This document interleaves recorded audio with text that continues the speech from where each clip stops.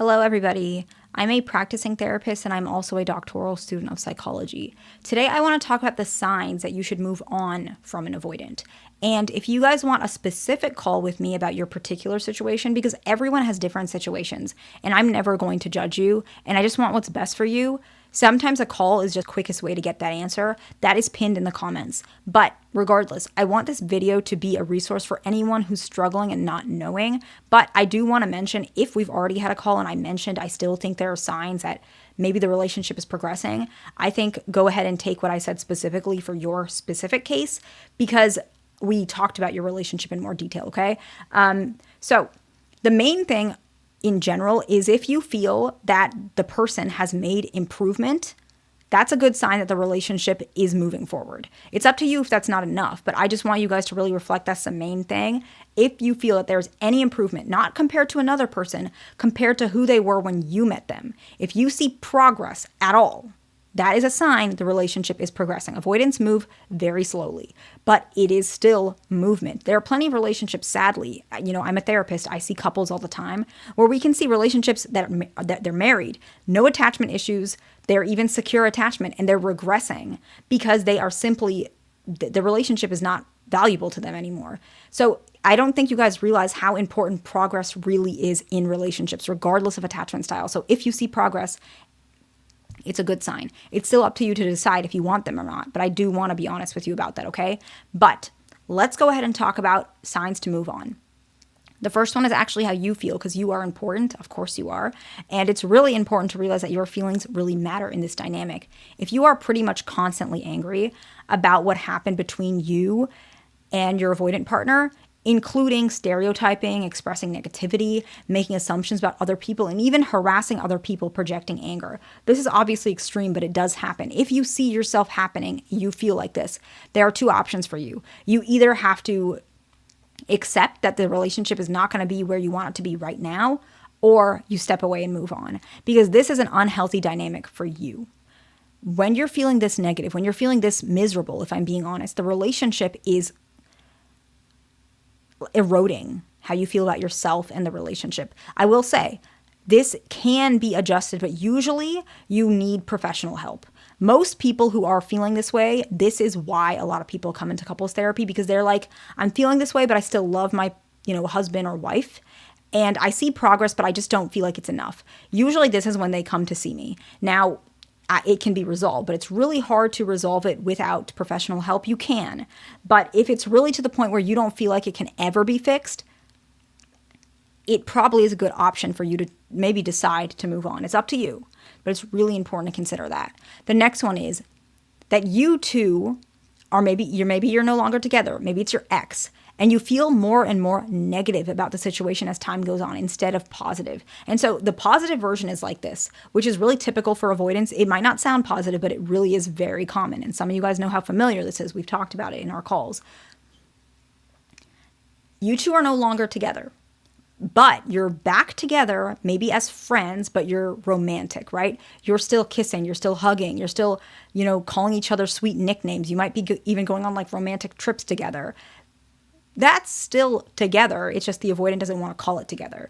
I'm talking about you guys are no longer together, and maybe you're not even talking, and you're remembering that there was nothing really good about that interaction. You're feeling like, you were tricked, you were hurt. Maybe this person isn't even an avoidant, and you just feel like you don't feel loved and you feel angry, and there's no progress at all. Like, right, even if you're not together, there's still progress in a certain direction.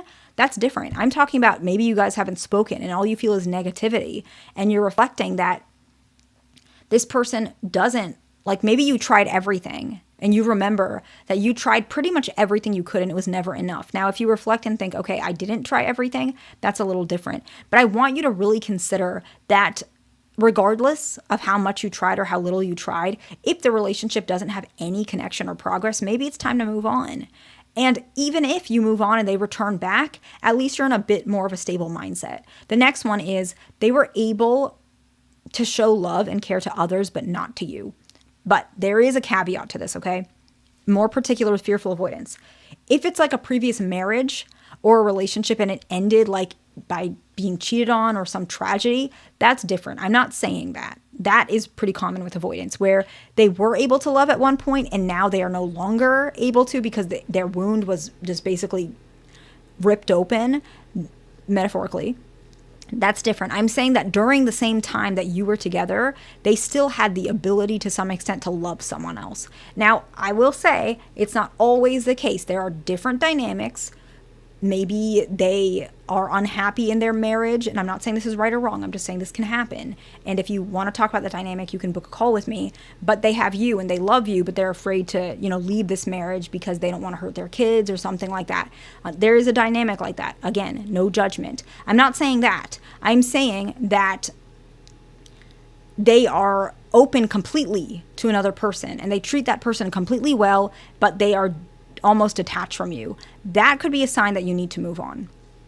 The next one is you two have been off and on for years, and every time things get back, when you guys get back together, it actually feels like things are worse instead of slowly improving. That's not healthy for your mental health. And you feel worse, they feel worse, and things are not working. At that point, I think you should move on or be seen by a professional at that point. You can try and make it work, but it's really hard. And I see couples where when they're in this dynamic, they're almost falling apart. And it's really sad because both of them, the most sad part about this particular dynamic is the love is not lacking at all. If anything, the love is so deep, that's almost all they have left.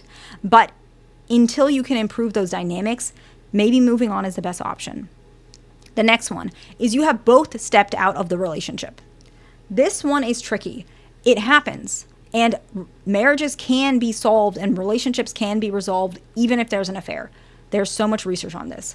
And I'm just speaking from that standpoint. However, if you continuously see both of you guys are stepping out and having affairs or cheating, it's a sign that neither of you are getting what you want or both of you are unstable. And sometimes you can move on and reconnect when things are more healed with both of you guys internally, or you can move on and find new relationships. That is up to you. And the last one is the most important one. This is the one I recommend that you move on as quick as possible, as long as you are safe. If there's abuse, I can't tell you what to do. But regardless of if the relationship can be resolved or not, I'm not going to tell you to stay in that relationship. You can. That's not up to me to decide, but I'm not going to tell you. If there's abuse in that relationship in one way, shape, or form, I think that you should find a direction that you can protect yourself, right? Because you have to be careful about these things. Make the steps forward to breaking off that relationship and protecting yourself.